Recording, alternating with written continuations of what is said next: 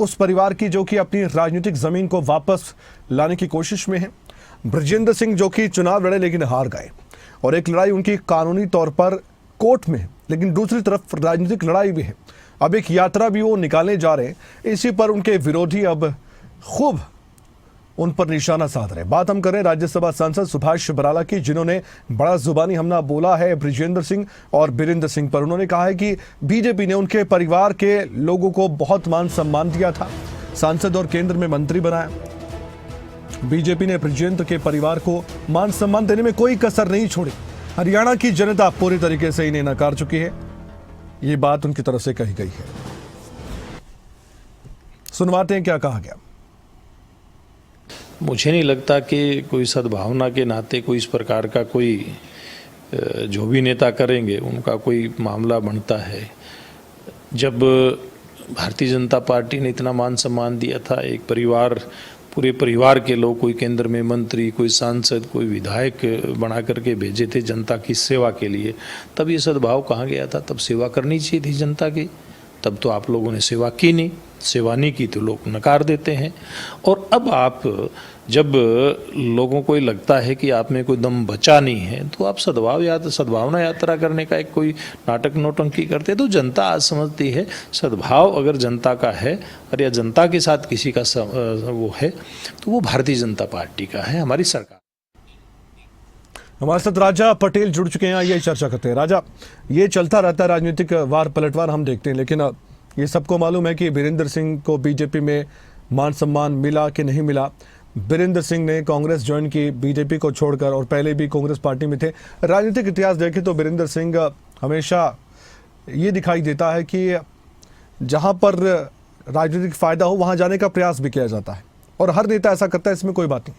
लेकिन अब जिस तरह से अब आने वाले वक्त में अपनी राजनीतिक जमीन को मजबूत करने का प्रयास उनके बेटे कर रहे हैं, और बीरेंद्र सिंह जरूर उनका साथ दे ही रहे हैं, तो ऐसे में आपको लगता है कि इस मामले में बृजेंद्र सिंह को सफलता मिलती हुई नजर आएगी? क्योंकि कांग्रेस पार्टी में आप जानते हैं कितने गुट है, और ये हम नहीं कहते, उनके विरोधी और कांग्रेस पार्टी के अंदर खाते चर्चा भी होती है।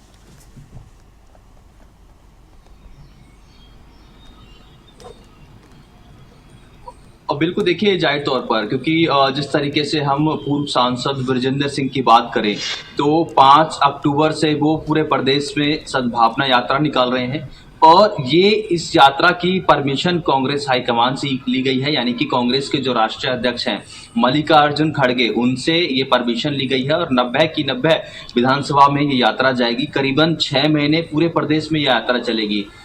हरियाणा की हम राजनीति की बात करें तो हरियाणा की राजनीति शुरू से ही अलग रही है।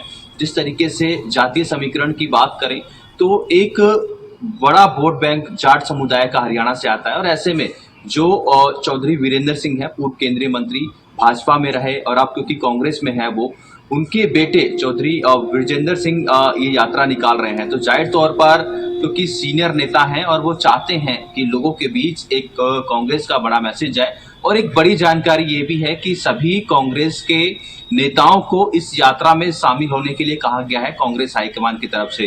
पर इस बीच अभी यात्रा शुरू होने में टाइम है, पर भाजपा के जो राज्यसभा सांसद हैं उन्होंने एक बड़ा हमला चौधरी वीरेंद्र सिंह के साथ साथ जो उनके बेटे हैं चौधरी बृजेंद्र सिंह, उन पर भी हमला बोला है कि भाजपा ने मान सम्मान में कोई कसर नहीं छोड़ी थी।